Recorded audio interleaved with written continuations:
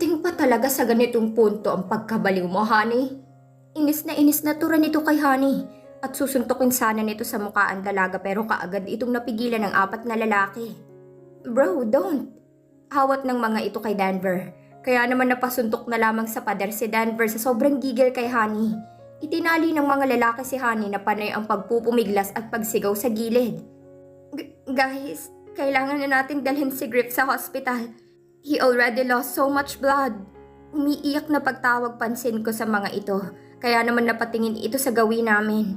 Humagulgol ako na lumapit ang mga ito sa amin ni Griff. Police are on their way now. May ambulance na rin nakasama. Kaya bro, kumapit ka lang. Usal ng isang lalaki kay Griff at natatawa itong ngumiti sa binata. I'm fine. Hindi naman malala ang tama sa akin ng bala. Anong hindi, Griff? Mauubos ng dugo mo dahil sa pagkakabaril sa'yo ng pinsan mo, Griff.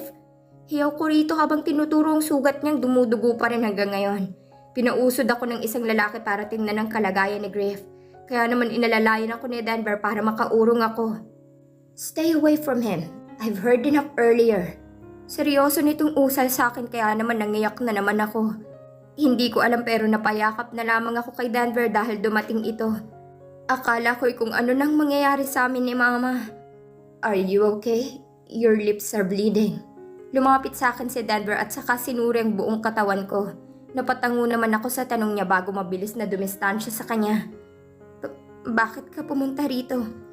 Si Griff ang tinext ko kanina bago ako pumunta rito mag-isa. Magkasama ba kayong dalawa? Mahina akong tanong sa kanya at ngumiti naman ito sa akin. At saka inilabas ang cellphone niya galing sa kanyang bulsa. Ipinakita nito sa akin ang kaninang message ko sa number niya. Message ko? Bakit siyang minessage ko kanina? Hala, bakit sa'yo ko na-isend yung message imbes kay Griff? Tiningnan ko agad ang cellphone ko at napasapo na lamang ako sa noo ko nang makita kong wrong send pala talaga ako. At least salamat pa rin at tinulungan pa rin ako ng taong na message ko. Thank you sa pagtulong sa amin ni Mama, Denver. Bro, naligpit na ng mga pulis yung buong grupo. Kasama na rin si Honey sa mga hinuli. Sabi ng mga pulis, they need our statement. Nakangiting sabi ni Hideo kay Denver habang lumalapit ito sa gawin namin. Kaagad akong nanibago sa kanya dahil mas gwapo pa ito at nakakagulat na makita ang mga ngiti nito. Dahil nang huli ko itong makita ay nakabusangot ito palagi. Mabuti naman at tapos na ang lahat. Kayo ba? Nasaan yung 3? Bakit hindi ko naman makita? Pabalik na siguro rito sa loob. Hinatid nilang 3 sa ambulance si Griff. Inilibot ni Denver ang tingin niya sa paligid habang si Hideo naman ay tumingin sa akin. Itinaas nito ang isang kamay niya para mag-hi sa akin. Kaya naman ganoon din ang ginawa ko. He's so weird. Last time na nakita ko siya ay para bang hindi niya ako gustong kibuin man lang. It has been 3, 4, 5 years, I think, since I last saw you, Samantha. Let me introduce myself again. Nakangiti pa rin itong sabi sa akin at saka humakbang papunta sa akin. Si Mama naman ay pasimple kong hinanap. Nasa ambulance na rin pala ito at inaasikaso na ng mga medic dahil may mga galos ito sa katawan. Hideo Eito Takahashi, your ex-fiancé's friend. Half Japanese and half Pinoy ako. Share ko lang. Mabilis nitong pinaghawak ang mga kamay namin at saka mabilis ding lumayo. Napanganga ko sa sinabi nito. What? Hindi naman kami naging officially mag-fiancé ni Denver. Ata? Hideo. Hey bro, sinapak ko si Hideo sa mukha kanina kasi kamukha niya yung mga lalaki. Tumakbo ang 3 lalaki papunta sa kinatatayuan namin nila Denver. Kaagad akong namula nang mapansin nila ako sa tabi ni Denver. Kung wala lang akong utang na loob sa kanila, hindi na ako magtatagal dito. Si Hideo pa nga lang kung ano-ano ng mga sinasabi sa akin. Sila pa kayang 3? Is she your girlfriend, Denver? Why did we go? Tinakpan ni Hideo ang bibig ng isang singkit dahil nagsimula na itong magtanong kay Denver. She's Samantha Caprisa Mandehas. Pagpapakilala ni Denver sa akin sa mga kasama niya at kaagad lumapit sa akin yung isang singkit para kamayan ako. Conrad Xavier Kang. Nice to meet you. I'm half Pinoy and half Korean. Share ko lang sa'yo. At saka ito gumilid at sinapak sa mukha si Hideo at lumaban naman ito sa kanya. I find it weird kasi namumula ng mga mukha nila sa kakasuntok. Akala ko nagbibiruan lang pero nagtatamaan talaga. Diyos ko po, ang mga mukha niyo baka masira. Sayang naman ang mga kagwapuhan. Hey, Spencer Sion Mardashov. Half Russian, half Pinoy. Very glad to meet you. Kalmadong usal nito sa akin at kinamayan ako, kaya naman ngumiti na lang ako sa kanya. Yo, Emerus. Tumangulang ito sa akin at saka sumunod kay Spencer. Napakamot na lang ako sa kilay ko dahil hindi ko alam ang dapat kong gawin. Wait, si Conrad yung nawalang parang bulanyong member sa band nyo ah. Babalik na ba siya sa banda nyo? Curious na tanong ko kay Denver pagkatapos ko itong kalabitin sa braso niya para tumingin ito sa gawi ko. Natahimik ito sandali bago sumagot sa akin. Alam mo na pala yung tungkol sa banda namin. Tumango ako sa kanya pero napaatras din ako kaagad nang humakbang siya papalapit sa akin. Keep this as a secret for me. Tinakas lang namin siya kanina. Nakangising sabi ni Denver sa akin. Kaya naman napipilan ako at hindi agad nakasagot sa kanya. What? Ano raw? Tinakas lang nila kanina? Saan? Sa mental? Sa bahay o sa kulungan? Sa itsura naman ni Conrad, hindi naman siya mukhang bilanggo. Baka nga may problema sa pag-iisip. You fucking punch me first! Ani yan ni Conrad, habang dinuduro si Hideo na parehong namumula na dahil sa inis. What is wrong with you? Leave me alone, Conrad! Inis na sabi ni Hideo rito habang tinutulak palayo si Conrad sa kanya dahil panay ito dikit sa kanya. Nung sinakop niyo ba ang Pilipinas, pinakinggan niyo ba ang mga Pilipino? Magsama kayo ng mga ninuno mo, Hideo. Pangiinis nito at kumunot agad ang noon ni Hideo. Nagtaka rin ako dahil bigla silang napunta sa history. What the hell, Conrad? Inaano ka ba dyan? Pwedeng itahimik mo na lang yung bibig mo? Sabat ni Emerus sa kanila pero ngumisi lang si Hideo rito. Kapag talaga magkasabwat, nagkakampihan ano? Mga agaw at mananakop ng bansa. Galit na sabi nito sa dalawa kaya napangiwi na lang ako dahil pumagitna na rin si Spencer dahil magsusuntukan na yung tatlo. Para talagang galing mental facility si Conrad. Nagbasa ka lang ng history book, akala mo napakarami mo nang alam sa kasaysayan. You're still an idiot. Sigaw ni Hideo sa kanya pero tumawa lang ito. Napailing na lang ako dahil sasakit lang ang ulo ko kung iintindihin ko sila. Aray, Ate Laisel, ano ba? Masakit na ha? Hiyaw ko kay Ate Laisel habang sinasangga ang mga palo nito sa akin. Nakarating na kami rito ngayon sa hospital. At mabuti naman at pare-parehong dito sila Griff, Mama at Papa na admit. Walang yaka talaga, Sam? Paano kung hindi ka pala nasundan doon, ha? Ano na lang ang mangyayari sa'yo? Sa inyo ni Mama, hindi mo ba naisip ang mga posibleng mangyari sa'yo? Umiiyak na sabi nito sa akin habang bumabagal na ang pagpalo sa akin. Napakamot naman ako sa ulo dahil alam kong nag-aalala lang ito sa amin. Sorry na, Ate Laisel. Ayoko lang naman na mag-aalala ka pa sa akin dahil ililigtas ko si Mama dahil inaalagaan mo rin dito si Papa. Nakangusong sabi ko sa kanya at napapailing na lang si Papa sa amin dalawa, lalo na sa mga paliwanag ko. Kakagising ko lang mga anak ko. Gusto niyo bang sawayin ko pa kayo? Tatayo na ba ako rito? Natatawang sabi nito sa amin dalawa kaya hinambalos na naman ako ni Ate Laisel sa sobrang inis niya sa akin. Lahat na lang ng pagpapakaba sa akin, palagi mo na lang ginagawa, Samantha. Okay na nga po, ate ko. Maayos at ligtas naman na kaming dalawa ni Mama. Si Papa naman ay maayos ng kalagayan ngayon at bumubuti na rin. Bakit mo ba ako sinasapak dyan? Nagsisimula ng mairitang sabi ko kay Ate Laisel dahil mas nalalamog pa ako sa kanya kaysa kanina. Nasikmuraan pa nga ako roon tapos ngayon binubugbog mo pa ako rito. Nagpapaawang turan ko kay Ate Laisel at humawak pa ako sa tiyan ko para ipakitang masakit talaga ito. Sorry na, bunso. Masakit pa rin ba yung tiyan mo hanggang ngayon? Pa-check up na rin kaya natin. Nandito naman na tayo sa hospital. Nag-aalalang tanong ni Ate Laisel sa akin pero umiiling lang ako rito. Saka humiga sa tabi ni Papa. Napapaigik si Papa dahil sa paniniksik ko pero isinukso ko pa rin ang sarili ko patabi sa kanya. Bakit pala andito sa Pilipinas si Denver? Kalmadong tanong ko kay Ate Laisel habang nakapikit at nakayakap kay Papa. Malamang, nagstay in na siya rito. May dapat ka palang malaman, Samantha. Kailangan pala natin tong pag-usapan. Ano ba yan? Tungkol saan ba? Dapat sinabi ko na talaga sa'yo to nung nasa Italy pa lang tayo May gusto kasi akong i-propose sa'yo. About business ba? Yes. Tara, kape muna tayo sa baba.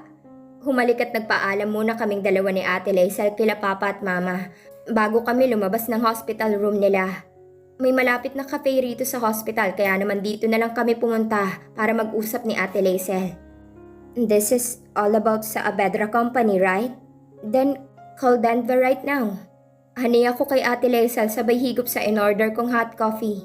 Napakamot naman kaagad sa ulo niya si Ate Laisel. Nasa hospital palang cellphone ko, naiwan ko pala. Nakangiting sabi nito sa akin. Kaya naman bumuntong hininga muna ako at saka inilabas ang cellphone ko para ako na mismong tumawag kay Denver.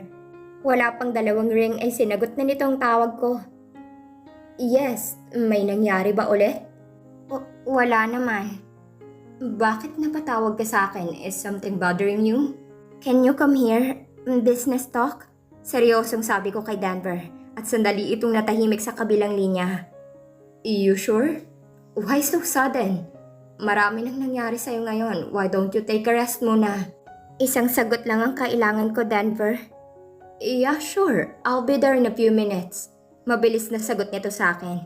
Kaya naman sinabi ko na sa kanyang exact location namin ni Ate Laisel. At saka kami naghintay kay Denver na makarating siya rito sa cafe. Wala pang 5 minuto ay pumasok na kaagad sa cafe si Denver. Nagtinginan ng mga tao sa kanya at mukhang nakilala ito. Sa pag-upo pa lamang ni Denver sa tapat naming dalawa ni Ate Laisel, ay saka ako nakarinig ng mga shutter sounds. What the heck? Good day po, Ma'am and Sir. Pwede po ba kayong ma-interview?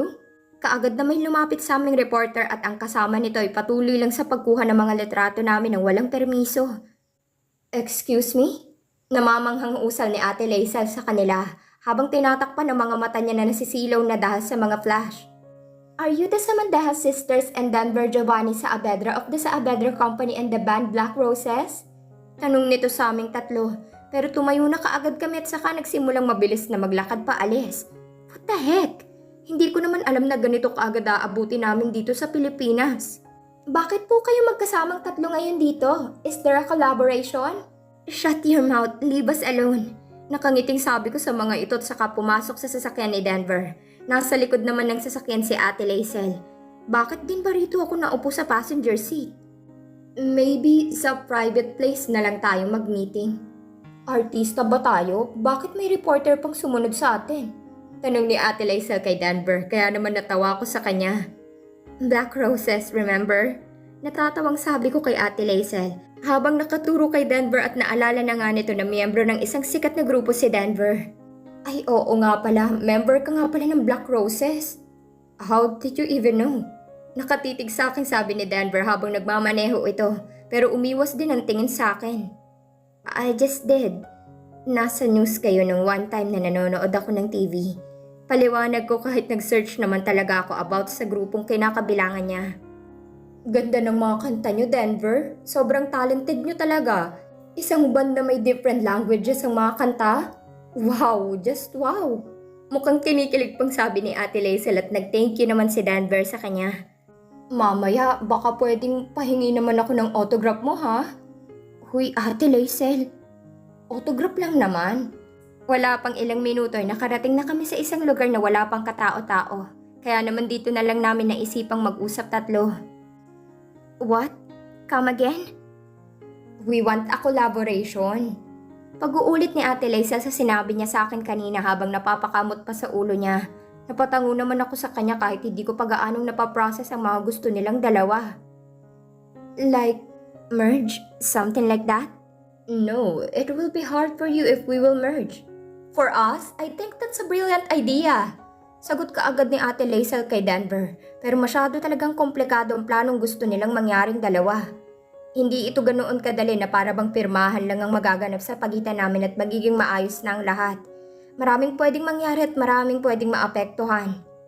Can I talk to Mr. and Mrs. Saavedra? Is that possible? Nakangiting tanong ko kay Denver at natigilan naman ito. Kaagad itong umiwas ng tingin sa akin bago simulang tawagan ng mga magulang niya sa cellphone niya. They are free anytime naman. Gusto niyo bang ngayon na sila kausapin? Yes. Magbabantay pa ako kay Mama, Samantha. Sabat at pagdadahilan kaagad ni Ate Laisel, kaya naman natigilan ako sa pagsagot. So that means ako lang ang mag-aasikaso ng mga napag-usapan nilang dalawa? Ano to? Parang tagaplano lang siya ng gala tapos siya pala yung hindi papayagan ng magulang? Babalik na muna ako sa hospital kasi baka may mga gustong ipabilis sila mama at papa sa akin. Kayo na lang munang mag-usap dalawa. Una na ako ha. Bye. Good luck sa inyo. Pamamaalam nito sa amin at tumakbo na kaagad palabas ng office ni Denver kaya hindi na ako nakaangal pa. Yes, nandito kaming tatlo kanina na ngayon ay dalawa na lang sa dating branch at main office ng kumpanya nila Denver. Nakakatuwa ngang makita ulit ang mga matatag na katrabaho ko rito dati. Nakilala pa rin nila ako kanina kaya naman malawak ang mga ngiti ko sa kanila. Let's go? Wait, ano bang pag-uusapan niyo nila mami? Curious na tanong sa akin ni Denver. Pero hindi ako sumagot sa kanya at nauna na lang maglakad palabas ng office niya. Tahimik lang akong umupo sa loob ng sasakyan niya habang nagmamaneho si Denver papunta sa kung saan. Nasaan pala sila? Mansion. Parang bumarang lahat ng laway ko sa aking lalamunan. Sa mansyon kung saan kami nagsimulang magkalabuan. Wala na naman ang lahat. Tapos na yon. Okay na ako. Why did you leave me? Hindi malakas ang boses nito pero sapat na para marinig ko. Nakatingin ako sa labas ng bintana at hindi ko malaman kung dapat ba akong sumagot. Dahil nahihirapan pa rin ako hanggang ngayon. Lahat ng lakas ng loob na inipon ko nawala nang maitanong sa akin ni Denver yun. Para bang walang ibang lalabas sa bibig ko kung hindi ang humingi ng tawad sa kanya. Hindi gaanong mahaba ang biyahe namin, kaya nakarating na kami agad sa mansyon nila Denver. Gustong manlambot ng mga tuhod ko ngunit naiayos ko naman kaagad ang lakad ko nang matanaw kong mga magulang nito. Mukhang bagong pintang mansyon nila. Oh my God! Is this for real, Samantha? Tinakbo ni Mrs. Saavedra ang natitirang distansya namin dalawa at sinalubong ako nito ng mainit na yakap. Agad akong yumakap pabalik sa matanda habang ngiting-ngiti rin. Sobrang tagal na po nang huli tayong magkita, Mrs. Saavedra. I'm so glad to see you again po. Bumitaw ito sa yakap namin at ngumuso sa akin kaya naman natigilan ako. May nasabi ba akong masama sa kanya?